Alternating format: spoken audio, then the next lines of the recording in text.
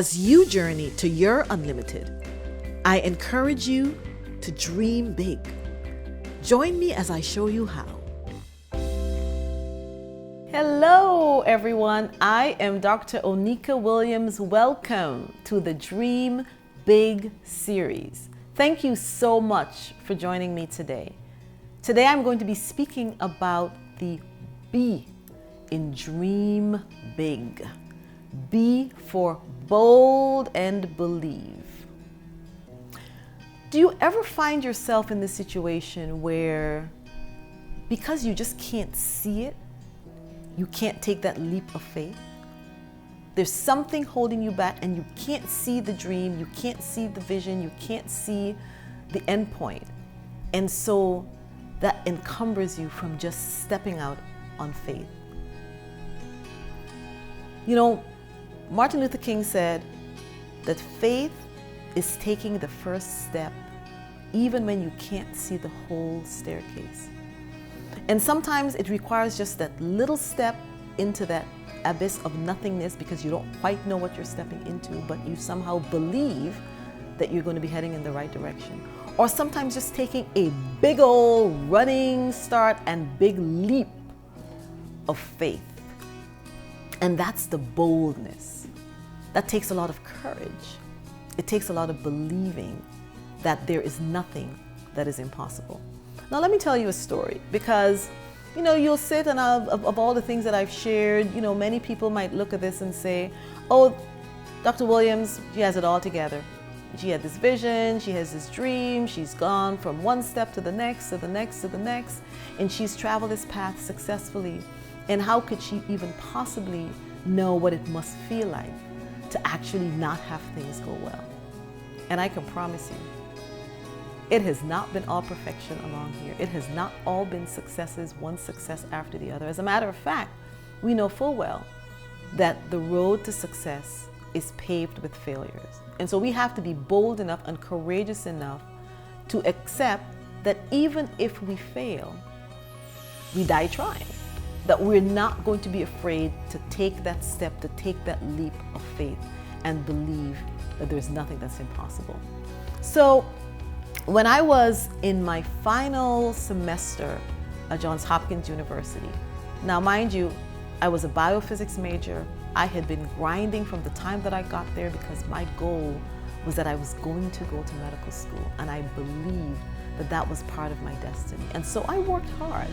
Nothing comes without hard work. And the very last physics course that I needed to take, now mind you, I was graduating a semester early as a biophysics major. So that just goes to show that I was really, working my buns off. And the very last higher level physics course that I needed to take was quantum physics. That just sounds hard, right? Well, sometimes when you push and push and push and push without resting, you actually kind of get tired. And by the time I had gotten to that semester, that final semester, I was exhausted. I was kind of burnt out. I was full of senioritis, I can't even tell you. And so I went to the first 2 classes of quantum physics. I got the syllabus. I got the whole list of exam dates, and there was primarily just homeworks and the final exam. And after those first 2 classes, can I tell you that I did not go back to another quantum physics class? I just couldn't. I was just done. And it's the type of thing where, do you ever have that situation where, you don't show up to class and then you kind of feel bad about it? So the following week, you're like, okay, I'm going to go to class this week. But actually you feel bad that you haven't shown up. And so you don't go that week. And then it just snowballs. You keep feeling worse and worse. And you just keep thinking, what is the professor going to say? They haven't seen you. And so you literally, I just could not get myself out of that rut of literally taking that leap of faith and going to class. And so by the time I knew it, it was the end of the semester. And literally, it was the last class that I needed to graduate. So what to do? Well, here is where the boldness came in. I decided, you know what? I'm going to take that final quantum physics exam. Never mind I hadn't done the homeworks, never mind I hadn't really studied, never mind I had not learned the material along the way, which, mind you, you just can't look in a book and learn. You really need somebody to explain it to you. So I decided I was going to take the final exam. I knew the date, I knew the time, I studied as best I can, and I showed up on that day at that time, and when I walked in the room was completely empty. Not a soul in sight. Oh my goodness. I had already exhausted what I thought was my boldness to just even think that I could take this exam. And no one was there. The exam had obviously already happened. It had clearly been changed. And so now I needed to muster up some more boldness and some more courage to find the professor with my tail between my legs to try to explain why I had not been in class, which really there was no explanation other than I was suffering from a severe case of senioritis. And then to try to find a solution, because habit of positivity number one is that there is always a solution. You just have to work to find it. And so I had to take that bold and courageous leap of faith and find that professor and humble myself to ask, what can I do to make sure that I am able to complete the requirement for my major?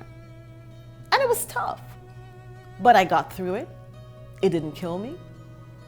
He issued the exam to me later, and I passed it enough to pass the course to be able to graduate with a biophysics major. Now I have to tell you, I am sure I wrote utter garbage for that exam. But because I had been a good student, because he knew my character, because he knew that this was out of the ordinary for me, I think he extended me a lot of grace. And so sometimes even when you know or you feel that you don't deserve it, but because that's what God's grace is, right? It is favor even when we don't deserve it. And so even though I didn't deserve it, because I had shown myself to be a good student, because I had believed and I had been bold and I had stepped out on faith, believing that there was going to be a solution to this, God smiled on me, and this professor smiled on me, and they extended grace so that I was able to graduate, complete all of my requirements, and graduate so that I could move on to all the medical school plans that I had had. By this time, I had already gotten into my medical school, so the urgency of showing up for class obviously had diminished considerably. So there is an example of just being bold and stepping out on faith. And so I encourage you to look at your situation. What is it that you're thinking that somehow, just because you can't see the end point, just because you can't see the way to get there, what is it that is holding you up from taking that big leap of faith, from being bold? Being bold, I tell you, is the critical and crucial ingredient to success, because you're not always going to have it laid out in front of you. Sometimes you're going to have to close your eyes and you're going to have to jump.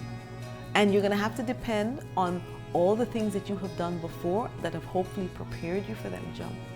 But understanding that there is a grace and there is a favor that is upon your life, that even in those situations where you don't feel prepared, many times the success will come because you have taken that first step. And even if I had failed that exam, even if that professor had said, you know what, this is not possible, we cannot extend that grace to you, I can guarantee you that I would have kept trying and that I would have found a solution to make sure that I was able to graduate, to be able to move on to the next step in pursuit of the dream. So don't give up. Take that bold leap of faith. Close your eyes and just jump. And know that the road to success is paved with failures, but nothing ventured, nothing gained. If you don't try, you will not know what is possible. So take a big jump, be bold, Not even the sky is your limit.